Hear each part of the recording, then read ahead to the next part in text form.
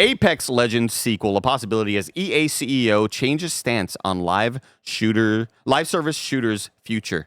This comes from Ed Nightingale at Eurogamer. A live shooter very different from a live service shooter. Want to make that differentiation. EA is working on, quote, a bigger, more meaningful update to its live service shooter Apex Legends, suggesting some form of sequel will be on the way. During the company's latest earnings call, CEO Andrew Wilson responded to a question about the future of Apex, calling the game, quote, one of the great new launches in our industry over the last decade. However, he admitted the game has, quote, not been headed in the direction we have wanted to for some time, before acknowledging the development team is working towards, quote, a meaningful update. This update, though, will not arrive on top of a Battlefield launch, the company's other major shooter, which is expected to release before April 2026. Quote, we do believe that there should be a more major update that will probably happen after a Battlefield launch, just in terms of timing, and the team is diligently working through what that would be, said Wilson. And then longer term, our expectation is that we'll continue to expand what this franchise is and how we support a core community of highly competitive players and new communities that want to come and experience all the greatness that Apex has to offer. The company's aim is for Apex to be a franchise that lasts for decades, and for that, an even bigger, more meaningful update would be required.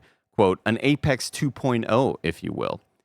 End quote. In the short term, though, the company's focus on supporting the game's community with strong anti-cheat and new content. Quote, I would say we've seen some progress in that, but probably not as much as we would have liked, said Wilson. Wilson's comments seemingly backtrack on a previous earnings call in October last year, where he discussed the possibility of an Apex Legends sequel. Typically, what we have seen in the context of live service-driven games at scale is the version 2 thing has almost never been as successful as the version 1 thing, he said at the time. Weird timing, but also not so weird timing with, the release of the failure of Dragon Age Veilguard and how that did not sell as much as they wanted. Of course. And how that at one point was supposed to be a live service, and then they said, actually, never mind. We have this really cool Jedi Fallen Order thing that's pretty neat. Let's focus on single-player games. Seeming now that they sort of want to backtrack. What do you think of this, Mike? Do you think this is the right call for Yeah, I mean, it's on EA? an earnings call as well, right? So, like, you took that hit, and it's like, well, everybody, hold on now. Yeah. Hold on. We still got a moneymaker out there. We're going to figure it out. But, yeah, it's wild to think about Apex Legends, right? Celebrating 6 years coming up here this month. So it's a long life, but also not as long as you would think, right? I think a lot of us think of Apex Legends, you're like, that was like 10 years ago. No, it's only been 6, which is a small amount of time, but still pretty large here. I think you look at it, right, and you talk about the longevity of Apex and what is next. And, yeah, I think everybody gets worried about a sequel, right? When you put that 2 on it, we haven't seen 2s go that well, looking at you, Overwatch 2. And so I do get a little worried of, like, what is that goal, right? What is that desire that you'd want to build? Is it that single-player story of different characters in the Apex world? Is that what we want? Is it a battle royale that's now mixed with the team arena shooter where maybe you're calling upon Titans and it is kind of like Titanfall-esque? What is that vision for 2.0? But, of course, it sounds like we have some time. They are clearly trying not to step on the toes of Battlefield, which we've seen before with Titanfall 2. And so that's a smart move there to try to get away from your own product. What do you think it takes to make Apex what it was? And can it? Because in my mind, tell me, I feel like the player bases are cemented where they are. Yeah. I don't know if Apex can come out with something that will meaningfully change the way that the gaming audience looks at it, unless the other games just sort of hit major dips. Yeah. Unless the stuff that they're playing has major dips in quality, or there's just a loss of interest over after a while. Apex to me will always be one of those mainstays. It will always be a constant. Yeah. Even whatever its player base is, it's still going to be much higher than any other multiplayer game. If you're not Call of Duty or Fortnite or Valorant and Counter-Strike, all that stuff, it's always going to be one of those constants. But when we think about Overwatch 2 was largely, you got to put the number on there because we are adding a lot of single-player stuff, and it's also a way for us to make more money. Yeah. And we're changing the way multiplayer works, and then actually none of the single-player stuff is working the way we wanted it to. now this 2 is just a kind of a waste there, right? I look at something like Rainbow Six Siege, which has had a lot of success without a sequel. It's still going. It's still new content. It's still a new operator, new maps, new, like there's still a lot of passion behind that fan base. We saw a lot of like awesome hype behind the Apex like whatever tour, a big sort of tournament that happened recently.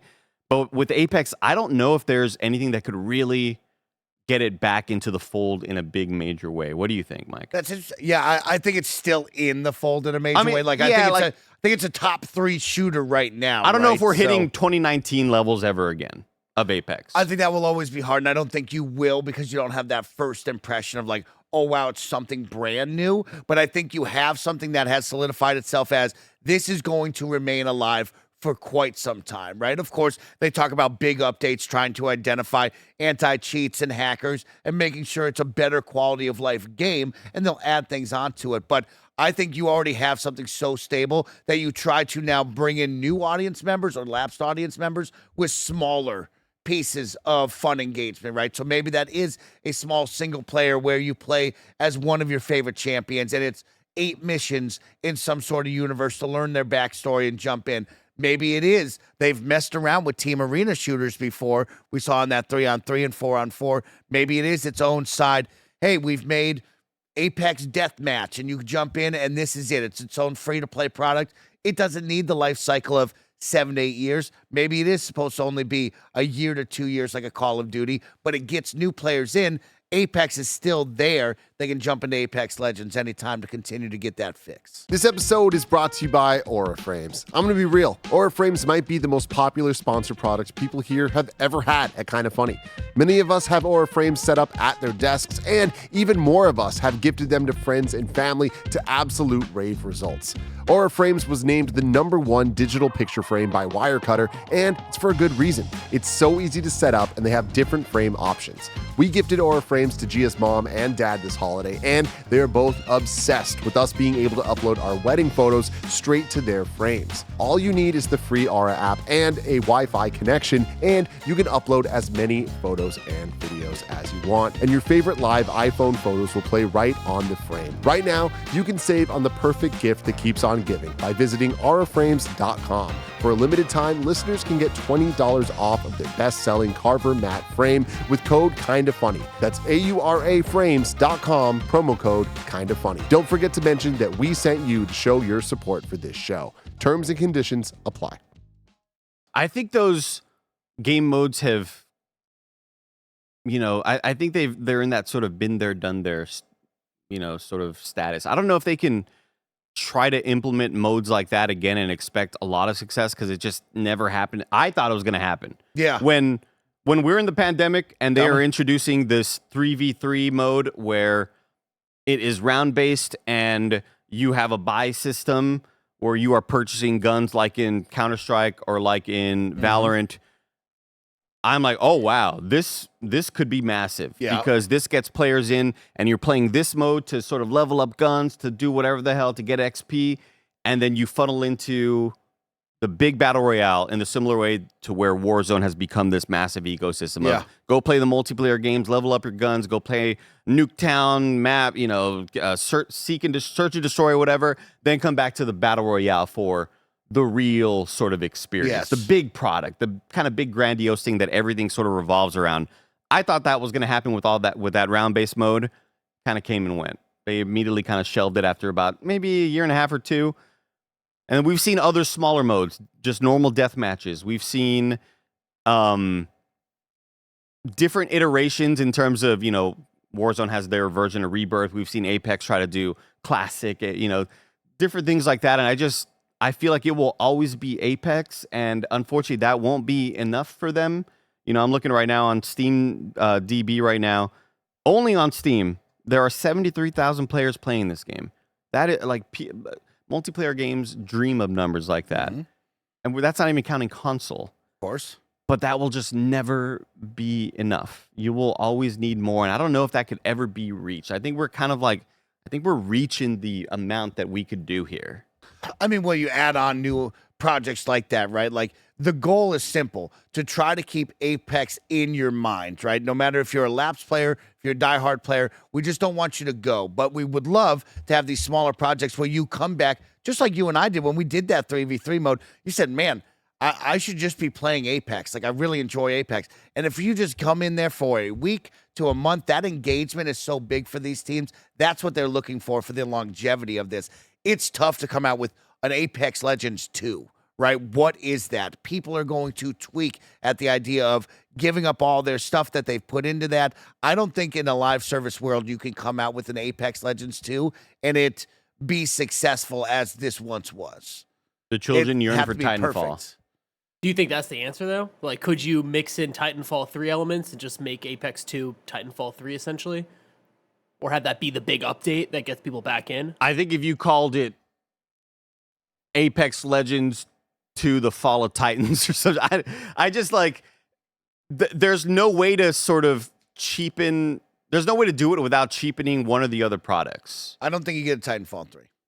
Me either. I don't think Titanfall and Apex in how Apex looks and plays, like it plays like Titanfall, but like the look of it when you look at Apex Legends and you think of Titanfall, they're clashing right here. I don't think you meet in the middle somehow. Yeah, where you all have a similar wall running ability, you all have that similar mobility, and for Apex Legends to be a hero shooter, it is every character has their own sort of vibe, their own thing, their own deal, their own ultimate, their own passives. I don't know if you can mix those worlds and without pissing off a large amount of the player base. I think everyone wants to be Fortnite. We've always had this conversation. Fortnite has somehow transcended just being a battle royale because it has gone further than that with its own creation engine where people are creating inside of it. They're having fun just spending time as Peely the banana mixed with Jonesy and some Lego character. Fortnite has somehow gotten out of just being a battle royale, and I think other battle royales, specifically Apex Legends, are looking around going, well, how do we take one step further? And they're having a tough problem. Call of Duty will always be lucky because they have a yearly product that comes out and they can tie it in with Call of Duty Warzone and get you to play both. Apex doesn't have that, right? And so Apex is looking around going, well, we are just a straight up battle royale. How do we become more than that to make sure the longevity of this can go on longer and longer? I mean, I think that may be the recipes for success. I think it may be some sort of, and it's a recipe for success in quotes. Yeah.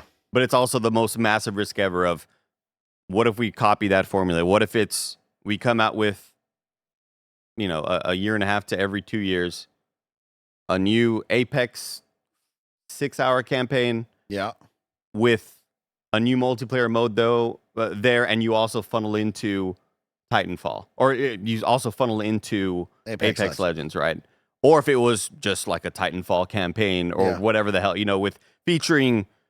There's Bangalore and fucking, all of your favorite Apex Legends heroes.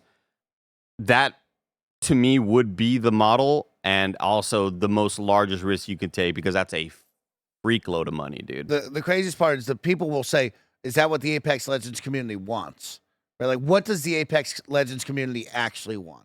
They seem to be very content and happy with just a battle royale. They want you to get rid of hackers. They want you to nail down the anti-cheat. They want a good ranked mode where they can see longevity of them grinding and seeing their progression. They want to have a casual mode they can jump in with their friends and not be absolutely shredded by people who are at the top ranks. Like, that's most of the battle royale audience is ever asking for. They usually don't ask for like, well, I really love this character. I got to have a 6 to 9 hour campaign on this character. It's going to keep me there. But I think the companies on the other side are looking, going, how do I get more people into this fan base and get them playing? I think that's where we start to see that. But I don't know. This is a tough spot to be in for EA because whatever they do, if they come out with a single player campaign and it flops, it's not going to be a good sign there. I mean, for me, you're asking the right questions. What does the Apex player base want? Me as a non-Apex player base, I used to play Apex back in the day, and I was addicted to it, and I fell off like I fall off of most multiplayer games. But me as just a gamer, that Titanfall 2 game was pretty fucking good. campaign wise, if you could like, we also love campaign games. We love single player campaign experiences. I loved Helldivers 2, or I loved Helldivers 2, but I love Space Marine 2. Like the audience is there for a really good single player campaign experience, and that's just seems to be like it's nowhere But near. you're going to charge for it? We're talking about a free-to-play game with an audience that is set in a free-to-play way. You charge for a campaign game. Absolutely. I don't know if they're You don't make a coming for free-to-play that. campaign game. You know, in the same way that I just don't you think pay that you pay audience money is to play coming. the Call of Duty campaign. You pay money to play Doom. You pay money to play Yeah, but those are first-person games shooters. that are set in that way. Apex Legends isn't, right? So now you got to have me buy into a story about whatever character and think that I want that for 6 to 8 hours or 6 to 12, whatever it may be, and think that I'm going to pay Or not even 20 to 60, maybe even 70. Like that's a big tough one for them. I don't even think it has to be a player that, or a story based around a character that, you know, if you're a non-Apex character player, you go, I don't know who that is. Why am I interested? Just make a good story, you know, based game. Just make a good campaign game. That Titanfall 2 campaign was so goated. Well, they're doing that with Battlefield. Battlefield is coming back and having a single player campaign now, so that's a big deal. They've seen That'll that. actually get me to play Battlefield. Exactly. Battlefield is seeing that doing the only multiplayer routes and coming out buggy as a buggy mess was not the answer that they needed. They needed, if they wanted to compete as a premium title against Call of Duty and, you know, formal Halo, they have to be a full product. That's what people wanted. And so now they're going to do that. Remember that tornado in that first Battlefield? Shit's 20? sick. Only Man. in Battlefield moments, bro. Battlefield, there's something there. You and me and Bruce sat there for our preview event That game was blowing up. and played a total of 8 minutes or something. It was a disaster. That was over the pandemic. It was a tough, different time. Yeah, I'm blown away that they didn't choose on Battlefield to swap that with a Titanfall 3 and have those teams work on it, right? And like figure that out, right? Or going back to Disney and trying to get a license for Star Wars and figuring that out and trying to make that good again after how bad that one went. So, yeah, it's just EA has an interesting range of shooters that you could choose from and try to make good and be great, but they've missed the mark a couple of times. As somebody who wants to take the last word on this, Lay it on me. on this argument, it's also possible, Andrew Wilson, CEO of EA,